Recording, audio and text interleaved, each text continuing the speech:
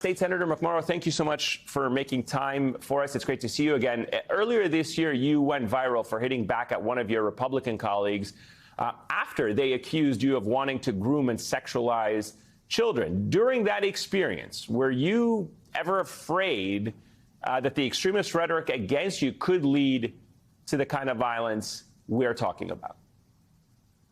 Of course. And this is the moment that we're living in right now. I have friends who moved from D.C. to Michigan, and when they saw this language about grooming and pedophilia, language that's straight out of QAnon, they were worried that something like the Comet Ping Pong event would happen to me. Their worry was that somebody would come over to my house with a gun and start shooting.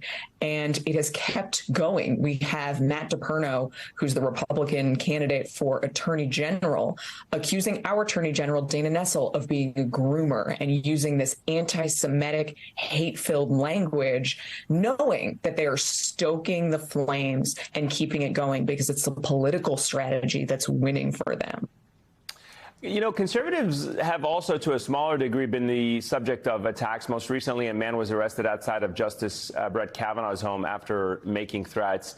Yet Democrats immediately condemned that attack. They approved increased spending for the justices' security.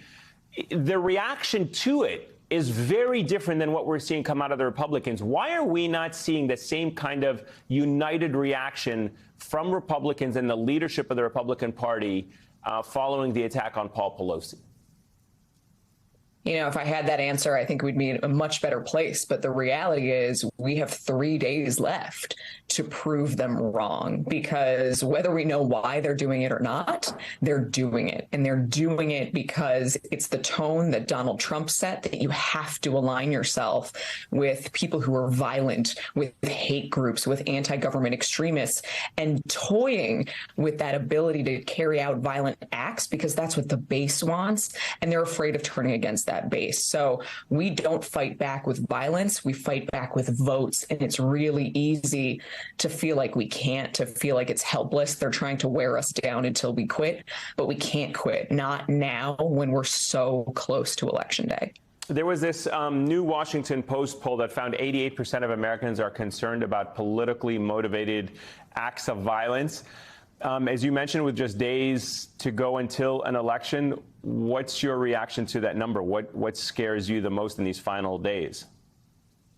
It doesn't surprise me at all. It's what I hear on the ground when I'm talking to constituents. It's what I hear with my colleagues. We are a state that is run by 3 women at the top of our ticket, with Gretchen Whitmer, Jocelyn Benson, and Dana Nessel. And we're the state that had the plot to kidnap and potentially kill the governor, carry out public executions of elected officials on our state capitol. It's real, and it's real at home. And it is scary. It's scary for a lot of people and a lot of families. We had a really horrific event outside of the political arena of a dad in Oakland County who was radicalized by QAnon, shot and killed his wife, tried to kill a daughter, and it's really spilling out into real life. So there's this sense here on the ground in Michigan that we have to win and beat back this really ugly, violent turn that the modern GOP has taken. Let me shift gears for a moment, if I can, and talk about Michigan. Abortion is literally on the ballot this Tuesday.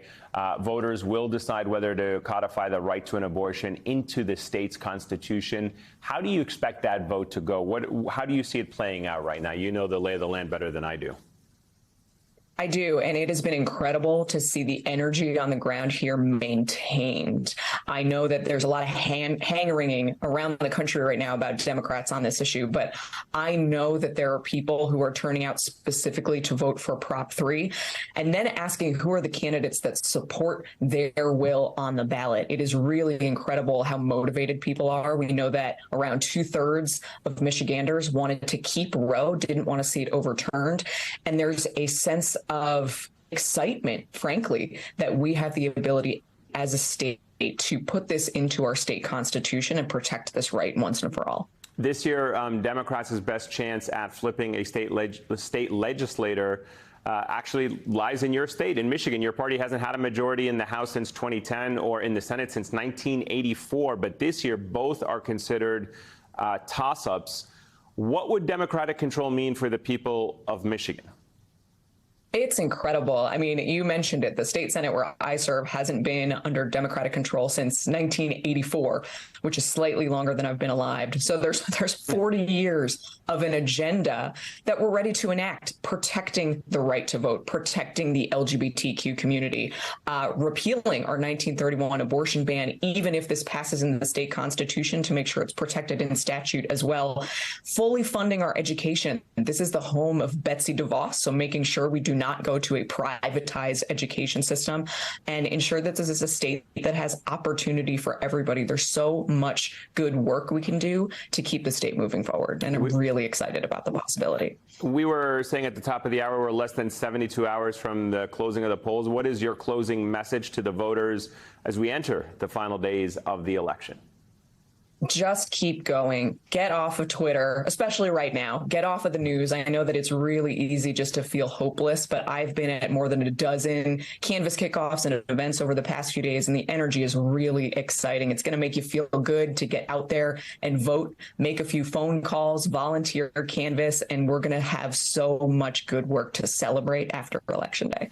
Get off the news, but just finish this hour and then get off the news, right? Finish this hour and then find a volunteering opportunity. All right. Michigan State Senator Mallory McMorrow, thank you so much. Always a pleasure. Thanks, Eamon.